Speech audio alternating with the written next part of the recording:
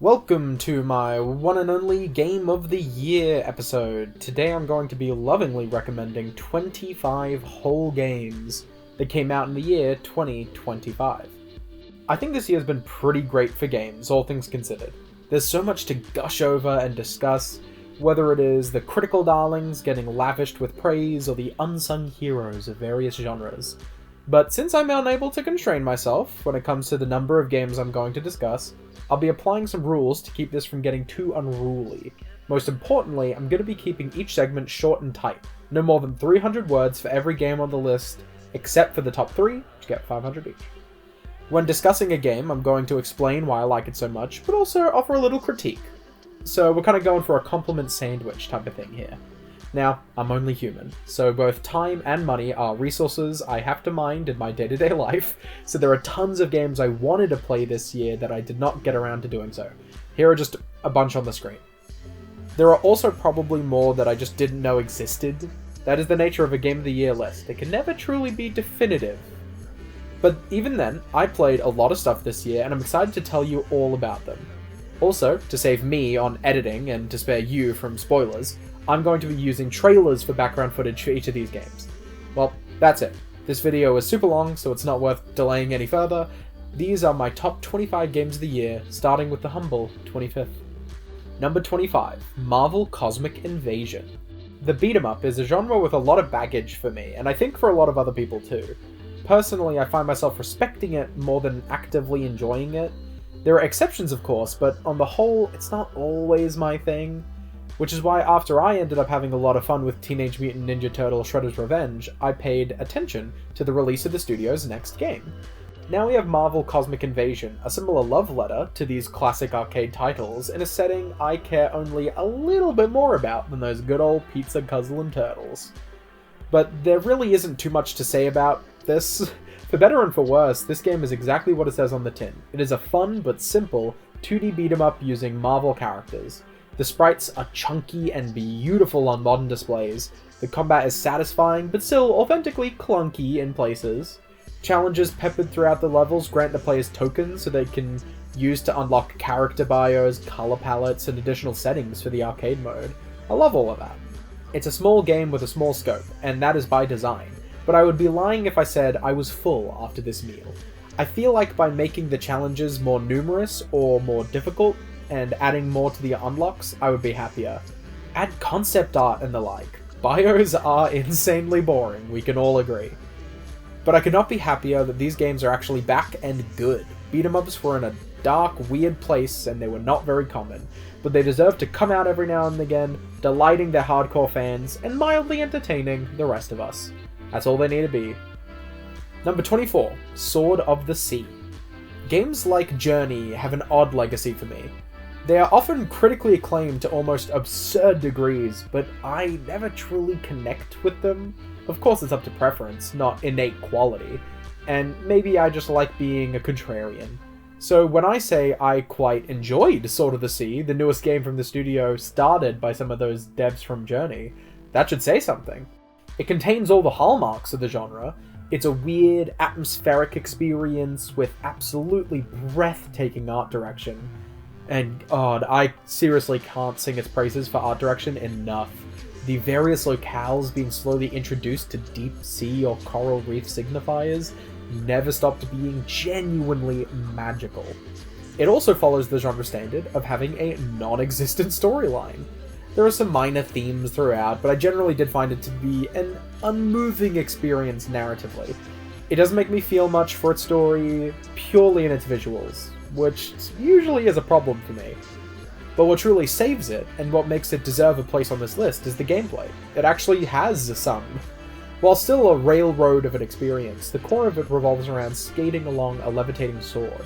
It is the mesh of platforming and snowboarding, which is delightfully fresh. It feels just so good to move, jump, or use any of the abilities slowly granted to you.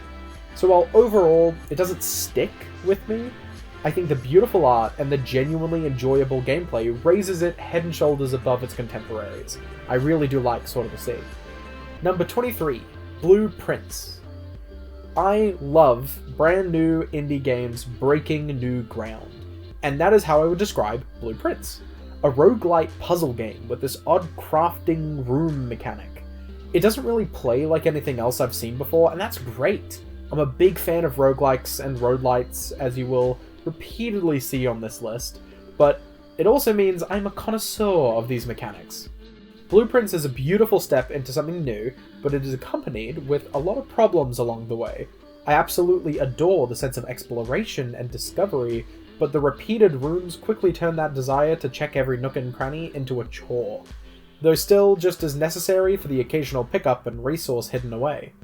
The story is shoved in front of you at the start and at the end, but is incredibly non-existent and inconsistently provided throughout the middle, and it's just not that interesting in execution. The resource management and run variability is pretty solid, but there's a core issue. Repeating fast-paced combat, like in Dead Cells, is satisfying. Repeating RPG battles with a varying deck of cards in Slay the Spire is satisfying. Repeating puzzles that you've already figured out is not very satisfying.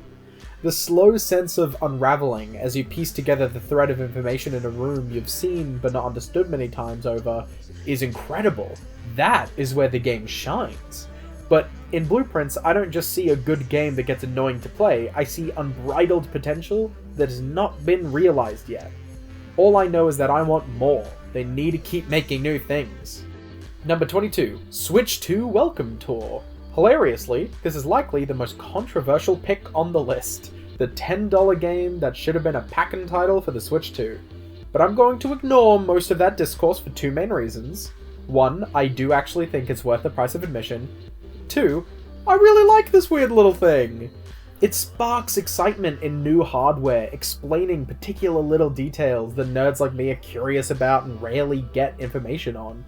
On top of the numerous minigames and tech demos, they're an absolute delight to explore and indulge in. Playing through this game and watching my partner do so as well was so much fun. Every corner has a new toy to play with. Some of them were shockingly interesting, others were dumb time wasters, all of which made me happy. It isn't anything crazy, of course it isn't. At best you could describe it as a minigame collection. But I had a genuine reaction to exploring my new console in this delightful way. It has problems, like half of it is this annoying stamp collection and some quizzes that are mildly funny at best and literal homework at worst. I'd be hard-pressed to place it even a single spot higher on this list, but I cannot deny the genuine joy that filled my heart as I played with this novel and silly tech in my hands, with tongue-in-cheek presentation that contained surprising depth on the subject. Number 21. Clair Obscur Expedition 33, the contentious Jeff Keighley Game of the Year winner, embroiled in a current revelation due to AI usage, which is a conversation I will dig a little deeper into later. It's absolutely drenched in discourse. And to put it simply, I like this game, I just don't, love it. It's a pretty interesting RPG, but it's very deeply flawed. I like some of the character mechanics. At the game's best, it has a lot of possibilities with build crafting and determining your strategies in battle. The parries and dodges are a little gimmicky with very long animations, but I like them in my Mario RPGs, and I like them here. The story starts out incredibly strong. It is an invigorating mystery that you are dying to unravel, and unravel it you will as it quickly starts to spool out in some interesting and some flawed directions. Just the jank is apparent. Level design and world layout is pretty poor. Some odd decisions like the insanely strict damage cap that takes way too long to remove inhibit the RPG mechanics. The art style ranges from pretty vistas to visual noise that just melts in on itself. There is too much to say, and I don't think this game needs to be put under a microscope like it has been for so long. I think it's best consumed before moving on. Whether you find that depressing or overly kind is up to you. For me, it's the 21st best game I played out this year from the ones that I played. They shouldn't have used AI though, that was pretty shameful, don't do that. Number 20, Haste. Haste is a perfect example of a game that is carried by a single mechanic. You run at blistering speeds, launching into the air with your momentum, and with the press of a button you can come hurtling down, catching a slope to fling yourself even further. It literally never gets old. it feels so fucking good to do all the way through the game.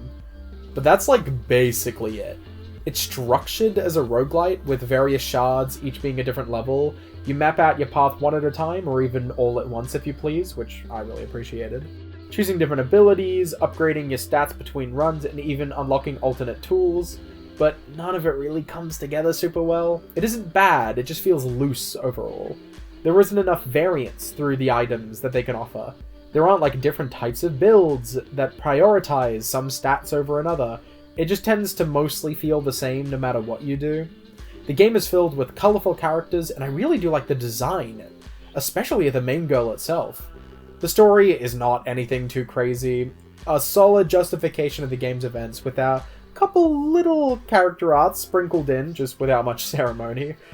It's a lot of disparate elements that are all a tad subpar, merged together with an immensely satisfying and fairly unique movement platformer, continuing the legacy of things like Excitebike or Trails Rising, but with a speed that would make my main boy Sonic weep. It will either work for you or not, and nothing beyond the core gameplay will sell you on it. This game worked for me. 19. Ball X Pit. Another roguelite, but now we're starting to get into the goods of the genre.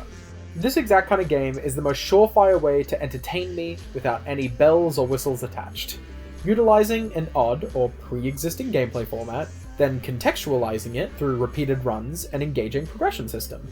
In Ball X Pit, that gameplay core is Breakout, perfect fodder to flesh out a little with these dumb, brain-pleasing number-go-up mechanics. It offers something unique, as well as executed normality. The meta progression also uses Breakout as a resource gathering method, and you slowly build up a town doing so, like what you see in Loop Hero, for example. There are many upgrades, the stats are incredibly clean and satisfying, it all works really well.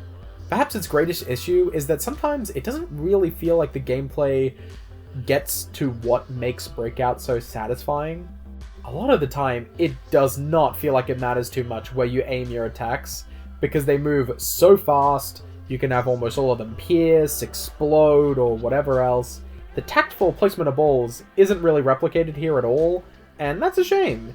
It's a game on autopilot for the most part, but what brings it up to the forefront is the unique mechanic that gives the game its title. You're able to evolve your weapons, but also splice them together. Putting lightning together with wind allows spreading electricity to pierce all the way through the field. It's simple, but neat. Where it really shines is when you're splicing the evolved abilities, with so many nuances that it quintuples the item possibilities with shocking confidence.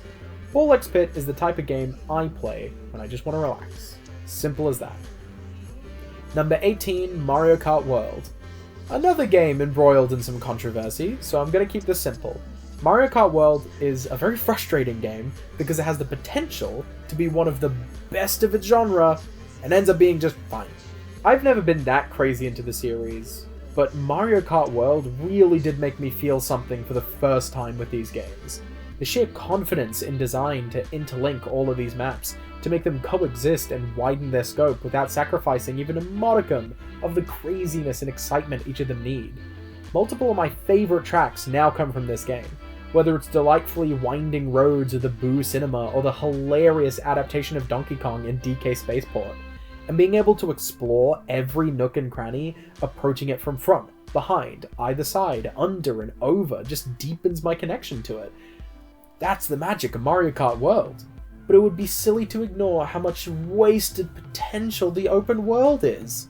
How the map is completely useless, they had to patch in a checklist, and even then it's a bit of a mess, and how limited your engagement can be. It has way too much Discover for a dumb little side mode, but it's way too underdeveloped for the main selling point. And while I don't feel negatively about the intermission routes, the fact that they're forced on players online is such a stereotypically stupid Nintendo decision. I can't pretend this game is great, but I refuse to act like it isn't the wonder that was made for me. Number 17, Nubby's Number Factory. Another roguelike to feed my hungry soul. This isn't even the first Peggle roguelike I've played. Peglin is already out there, and that's a solid bit of fun. But Nubby's Number Factory has one of the most unique presentations out of the whole genre, really. These MS Paint styled animations with quite a bit of effort put into it that's paired with the low poly early PC 3D renders. I love the weird vibes it brings to the table. As for the gameplay, it manages to feel pretty satisfying. All the audio design and the like makes the simple act of Peggle very, very fun. The inclusion of a 2048 styled board progression is also a unique spin on things. Various upgrades and different starting characters are a ton of fun, but easily the biggest flaw is just that there aren't too many included. The starting characters offer a good reason to keep going after your first couple successful runs, but the items grow stale faster than I'm used to in the genre. With just a little bit more content added in, I think it could be one of those games I keep coming back to for years to come. But I have no idea if that's going to happen, though I can hold out hope. And considering the price tag, I would never complain about what's here from a value standpoint. It's a good thing when a game leaves you wishing for a little bit more, rather than getting tired at the very end. Number 16, Skate Story. I'm not usually into these sorts of games. I never grew up on Tony Hawk's Pro Skater or anything like that, but an indie restyling of these gameplay mechanics into a weirder and wackier world is exactly what I needed to dig deep enough and get hooked. Skate Story is dripping with style and personality. The poems at the end of each chapter, the odd goal of eating the moon while trapped in hell. Yet at its core, it's a pretty by-the-book skating game with odd and interesting level design. Most levels are either straight shots through what I can only describe as platformer challenges, and the others are more open playgrounds with various contextualized goals placed throughout. It works super well for what it is and helps ingratiate the skating with the odd indie-styled world and characters. My main criticism is that the trick system is a little perfunctory. The boss battles are done by dealing damage with trick combos, but you can just sort of mash the various trick buttons and then land in the highlighted circle to win. The location-based vulnerability does help to curb the issue, but I can imagine leaving those with more experience in the genre wanting a lot more with mechanical complexity. Overall, the game feels at its best when you're racing forward, jumping over gaps, and styling for your own benefit. All with the cool visuals and the great soundtrack. Number 15, Rune Factory, Guardians of Azuma. This is the first Rune Factory that I could actually get into. It's quite odd overall, with a larger focus on these city building and management mechanics over the farming the series is known for, but I think it works really well. I'm in the midst of writing a full video on the game, which I'll be able to delve into my feelings a little bit deeper on. But simply put, with most of, not all of the game's elements don't really hold up to scrutiny on their own, they come together quite magnificently. The characters are shallow, but fun enough for what they need to be. The combat is simple, but satisfying. The city building doesn't offer very many possibilities, provides you with just enough control over your different villages. Maybe the biggest issue is that the weakest of them all is farming. Series fans and those looking to get into it might be confused or off-put by how de-emphasized it is. I feel like it's there only out of necessity rather than anything else, but I find it such a fun example of the AA action RPG genre, which is really one of my favorites. A mechanically heavy PS2 game that doesn't really impress enough to enter the Hall of Fame. I mean that as a compliment. Number 14, Hades 2. Our final roguelite on the list, a sequel to the indie darling that captured everyone's hearts when it came out in 2020. I quite like Hades, and Hades 2 is no disappointment. The gameplay is fast, action-packed, responsive, and quite the rush. I'm a big fan of the two-sided progress, delving down to defeat the villain in hell, and coming to the surface in order to join the front against Titan. I think the weapon selection is way better in this game than the original. Every one of them feels competitively viable against the others. I guess the best and worst thing about Hades 2 is that it just feels like more of the same, really. There isn't too much unique to the game, it just kind of feels like a lot of additional content. It's high quality, and it continues a lot of the ideas of the original, but it doesn't drastically change things. It also means there isn't really anything new or dynamic here. The game doesn't feel too different from just replaying the original after it's been a long enough time. So I like it, it's fun to play, but it's not an innovation or revolution. And besides just that, I don't feel very moved by this game's story, or the originals for that matter. Overall, it's something that lives and dies off of its gameplay for me. It's fun gameplay, but it can't truly top a list off of that alone, so it sits comfortably at number 14. Number 13, Demon School. This was one of my most anticipated indie games, besides the obvious looming threat of Silksong. I have followed the studio founder and game director on his podcast for a while, and it always seemed up my alley. The old Italian horror style paired with SMT Devil Survivor inspired gameplay specifically just gets to me. And all in all, it holds up. The characters are fun, the overall story and writing has a nice charm to it, the weekly scheduled structure works really well, it's quite fun to play, and definitely it's one of my biggest indie recommendations to just about anyone. What makes it really interesting though is the tactical RPG battles. It takes place on a grid and you plan out your attacks, but it almost has an arcade style to it. You don't level up. Damage and health bars stay around the 1 to 3 range for like a lot of the game. Instead, you slowly unlock and assign modifiers to skills, new resistances or buffs, things like that.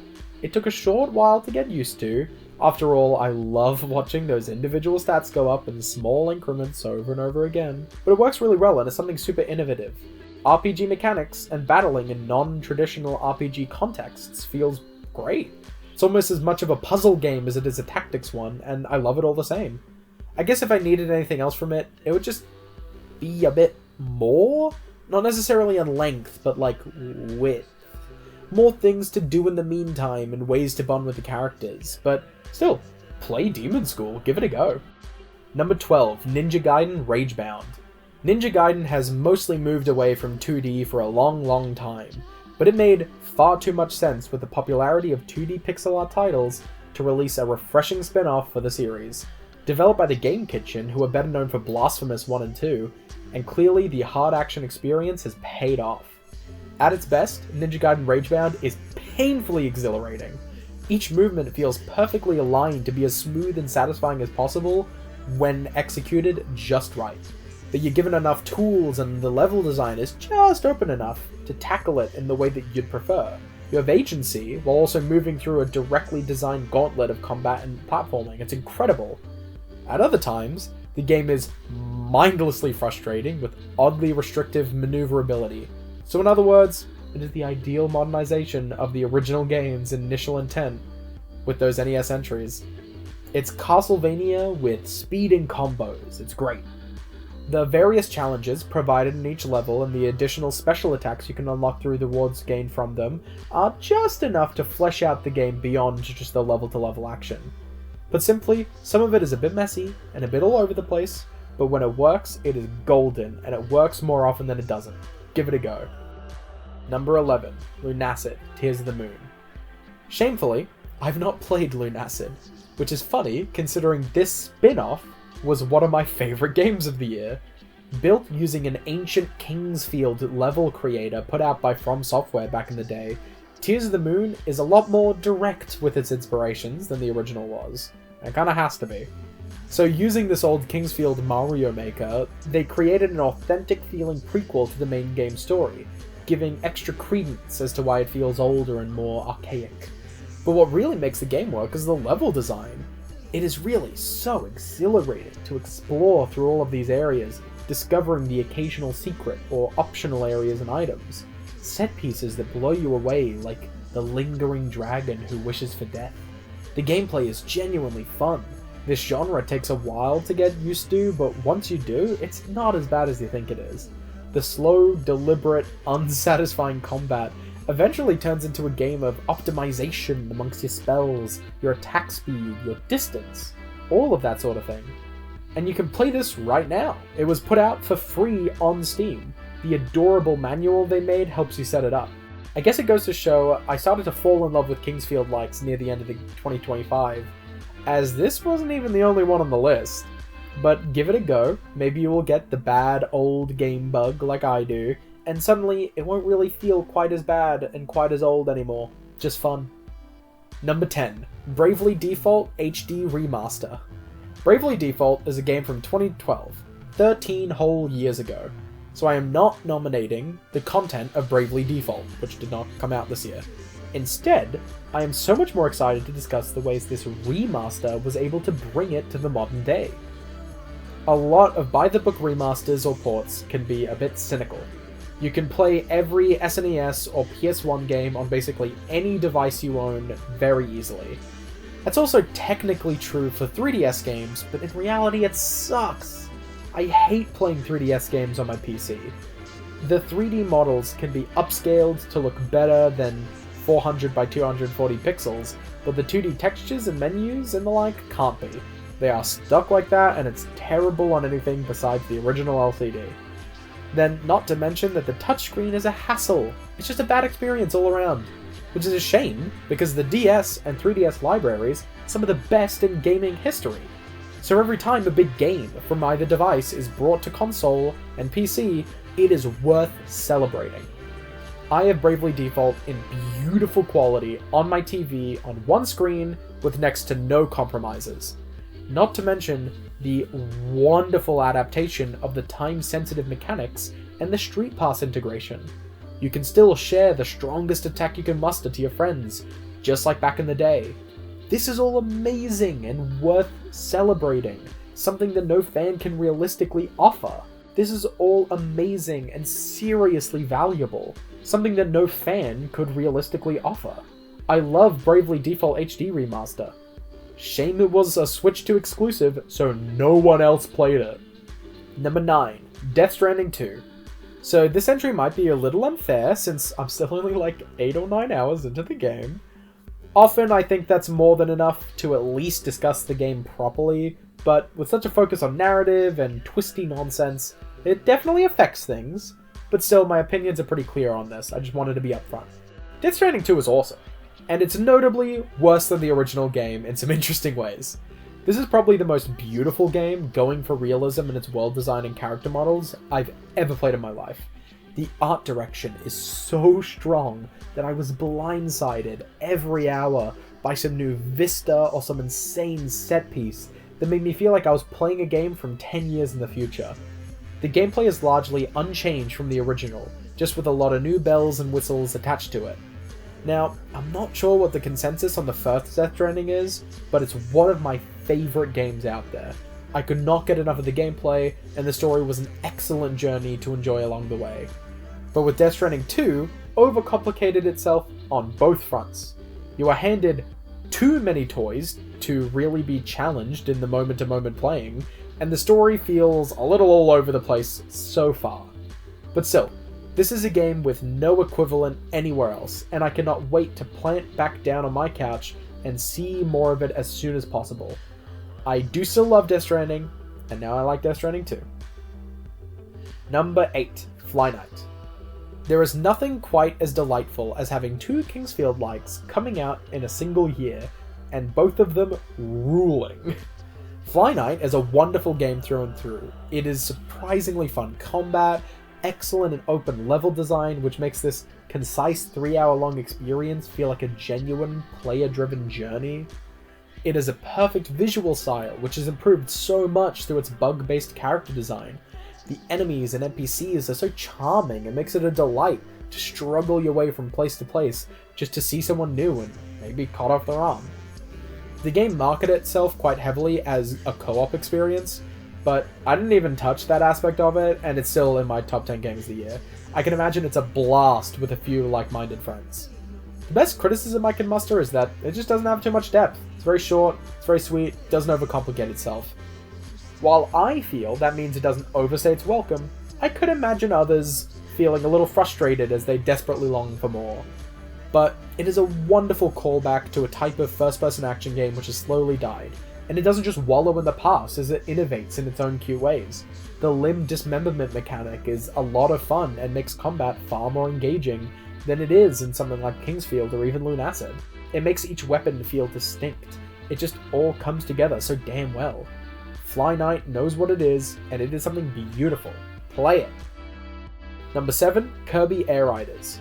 I never touched the original Kirby Air Rider.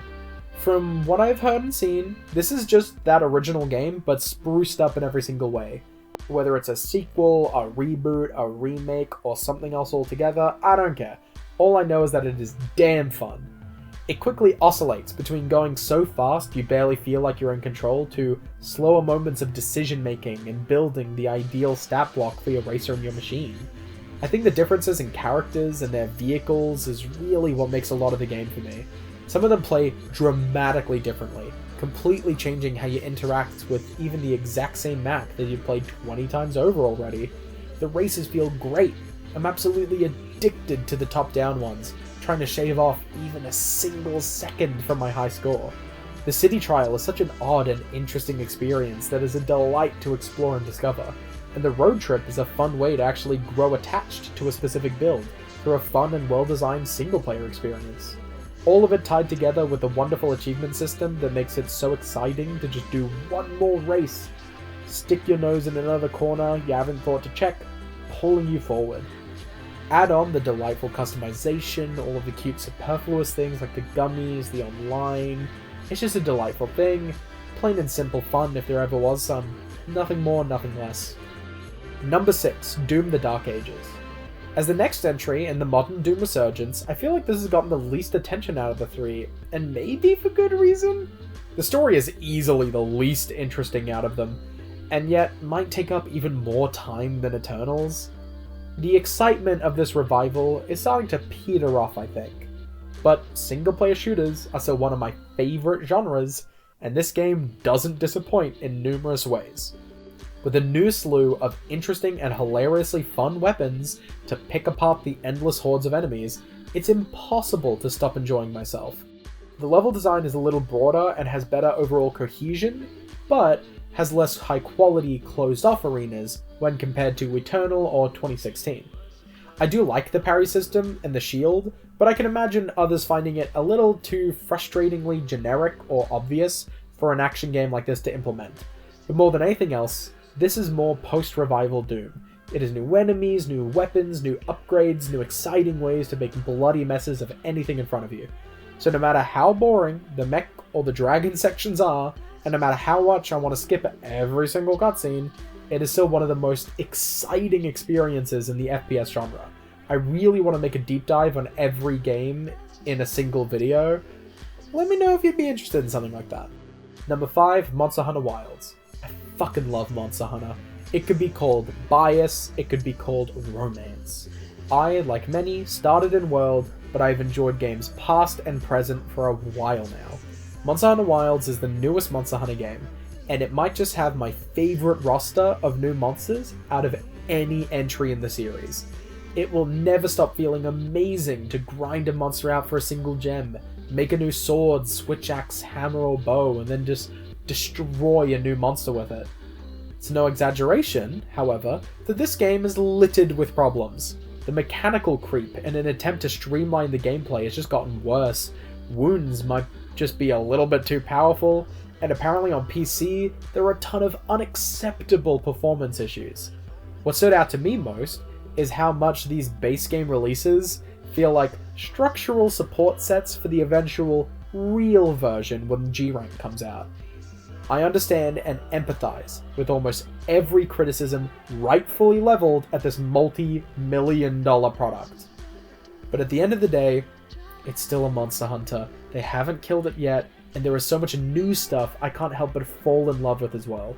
I will maintain my issues and my adoration in perfect harmony. These aren't mutually exclusive.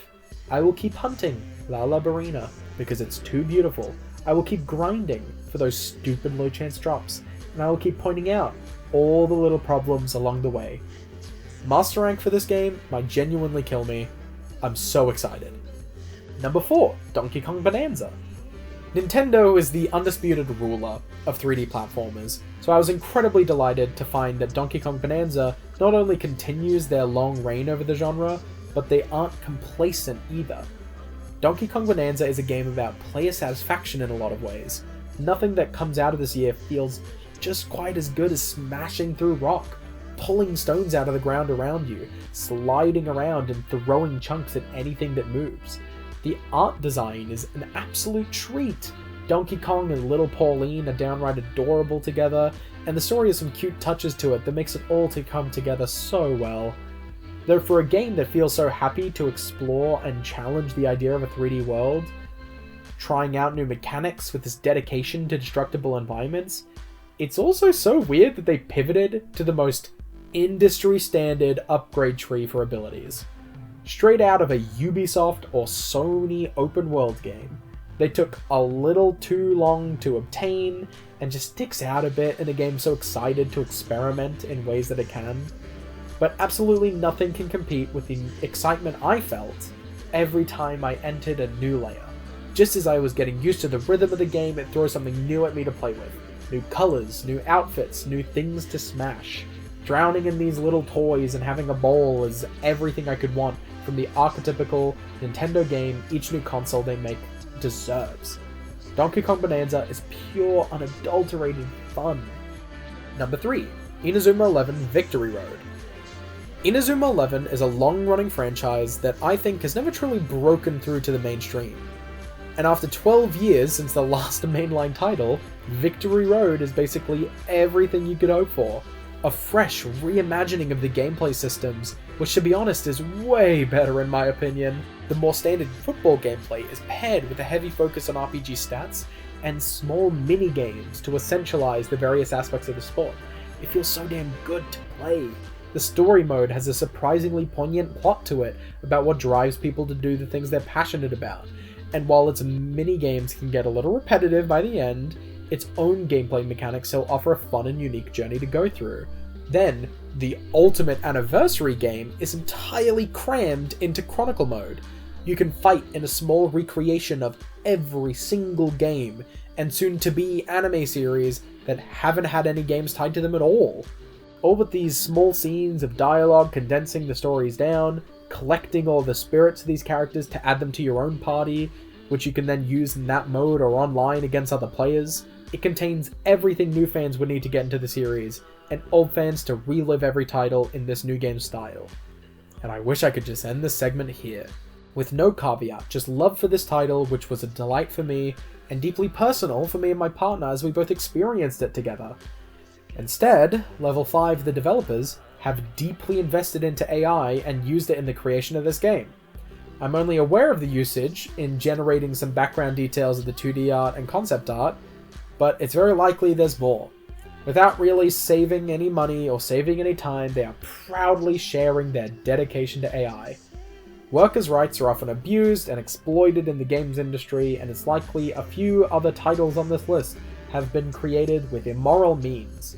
AI is simply representative of the largest push right now, but Naughty Dog, CD Projekt Red, Blizzard, EA, they don't brag about treating their workers like crap.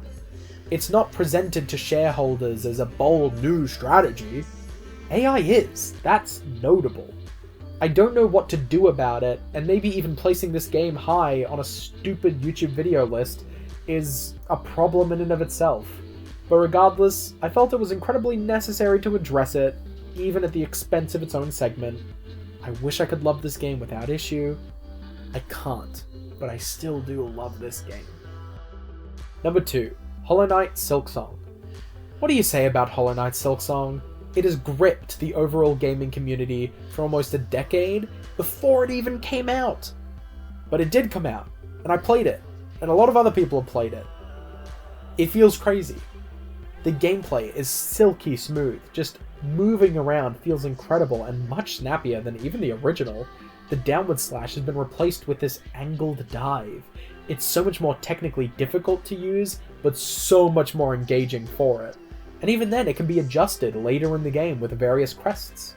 The boss design is immaculate, with few if any duds peppered throughout the whole thing. The difficulty is intense, challenging, and sometimes enough to make you doubt everything about your life.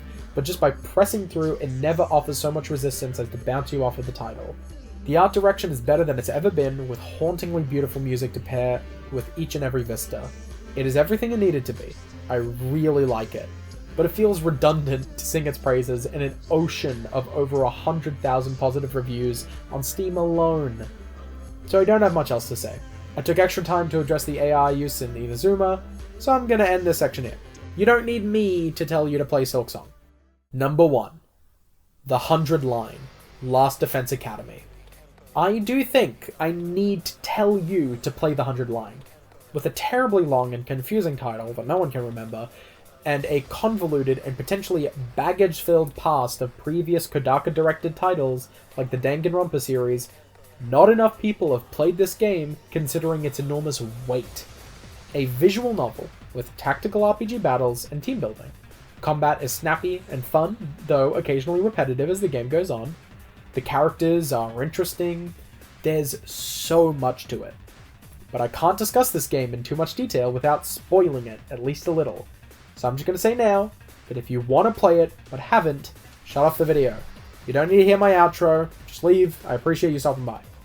But in order to move forward, here is the main hook of the title, and it is a hook that you're best not knowing if you want to give it a try, even though they are now announcing it in a lot of their marketing. Don't look at it, unless you're going to let me spoil it here. The 100 Line is a game with 100 endings, and while this can be seen as a gimmick, it really wouldn't be accurate to describe it that way. After a prologue the length of an entire Danganronpa game, you are thrust back into the story with the ability to make decisions at critical moments. But these are not just simple bad ends. These are routes with potentially massive differences between multiple angles of even the same story, let alone the other ones. To 100% this game takes nearly 200 hours depending on the player. Some of the routes are a little lackluster, some of them are incredible. It leaves you guessing, excited, curious, and even desperate 100 hours in. It is a wonder, and truly nothing of this scale and type has ever been made before. And very openly, it has been made without AI. The director claims it's likely to be the last game of its size ever to be made without AI, and I'm inclined to agree. This game isn't perfect, of course. Depending on the occasionally arbitrary decisions, you can lead down a route with a couple duds in a row that just drag on, which over such a long game can be a little devastating, but when it hits its stride, there is truly nothing like it. This is a game without equal, for better and for worse. And if something has been able to capture my attention for this long, to excite me and thrill me for this long, and to exist in a realm of its own, that is a game of the year, baby. I'm also going to be making a video on it. It's going to be great. And there it is. My needlessly exhaustive list of games I liked this year. I really do love diving deep into so many different things that I enjoy and value. I love video games and I love talking about them. I'm sure you have many of your own, so if you want to share them in the comments, please do let me know. I'm always excited to hear what other people think, especially when it comes to a recommendation of something I wasn't aware of. If you happen to enjoy my indulgent discussion of games, there is also a video already up on the movies of the year I enjoyed, and if you happen to like it so much that you look forward to more in the future, please feel free to subscribe. I'm going to go rest my voice because it is hoarse if you cannot hear. Thank you so much for watching, and goodbye.